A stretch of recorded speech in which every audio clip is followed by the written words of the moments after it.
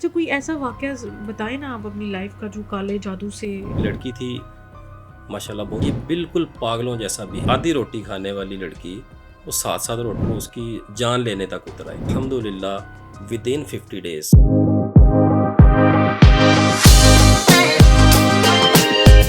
اچھا کوئی ایسا واقعہ بتائیں نا آپ اپنی لائف کا جو کالے جادو سے آپ مطلب آپ کا کوئی آپ کے لیے بڑا ٹف ثابت ہوا ہو، بڑا چیلنجنگ ہوا اور آپ نے اس کا توڑ کیسے کیا اور کیا تھی وہ اسٹوری، وہ ذرا بتائیں. ایک لڑکی تھی ماشاءاللہ بہت خوبصورت دیکھنے میں، وہ لاہور سے ہی تھے، یہ کس ڈی ایچ اے کا. اس کے والدین کہنا شروع کیا کہ بھائی تقریباً 1.5 سال سے منگل والے دن اور اتوار والے دن منگل کی رات اور اتوار کی رات یہ بالکل پاگلوں جیسا بیہیو کرنا شروع ہو گئی. شروع میں اپنے بالوں کو نوچنا،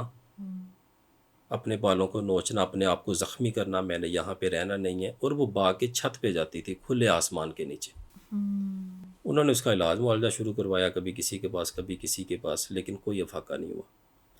3 ماہ کے بعد اس کے ساتھ بچی کے ساتھ یہ ہونا شروع ہو گیا، اس کے جسم پہ باقاعدہ کٹ لگنا شروع ہو گئے، اور اس نے اپنے والدین کو پہچاننا چھوڑ دیا.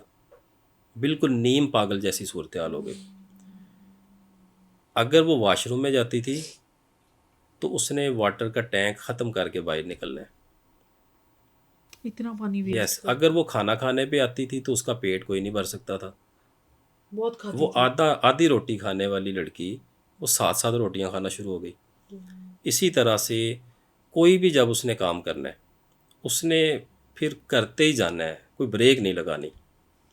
بڑے عاجز، بڑے پریشان کہ ایک بیٹی ہے 3 بیٹے ہیں، یہ کیا ہو گیا ہماری بیٹی کے ساتھ. مختلف ہاسپٹلز میں اسکائٹرس کے پاس لو جی، یعنی کہ جہاں تک وہ بیچارے جاتے انہوں نے وہ اپنا ان کا علاج کیا.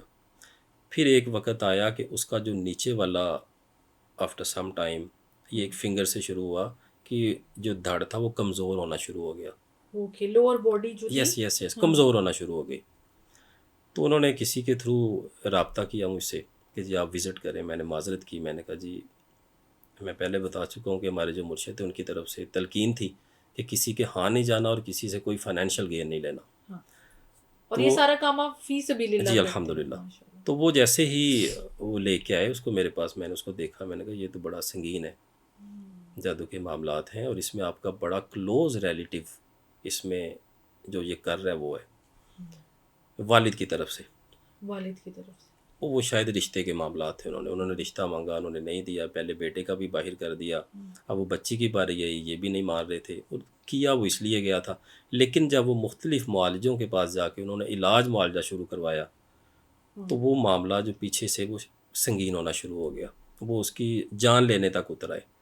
الحمدللہ ودین 50 ڈیز بچی صحت مند ہو کے چلنا پھرنا اس نے شروع کیا، اپنے والدین کو پہچاننا شروع کیا. اس کے جسم کے جو حالات تھے، جو اس کی میں کہتا ہوں کہ انتہائی قابل ترس صورتحال تھی، وہ ختم ہونا شروع ہوئی. اور الحمدللہ آج اس کی بچی کی ماشاءاللہ 2 بچے ہیں. اللہ تبارک تعالیٰ نے اس کو صحت و تندرستی والی زندگی عنایت فرمائی. ماشاء اللہ الحمدللہ. اللہ تعالیٰ کی آپ پہ خاص عنایت ہے، اور میں کہتی ہوں کہ بڑے خوش قسمت ہوتے ہیں وہ لوگ جن کو اللہ تعالیٰ جو ہے چنتے ہیں ایسے کاموں کے لیے، اور یقیناً آپ بھی ان میں سے ایک ہیں.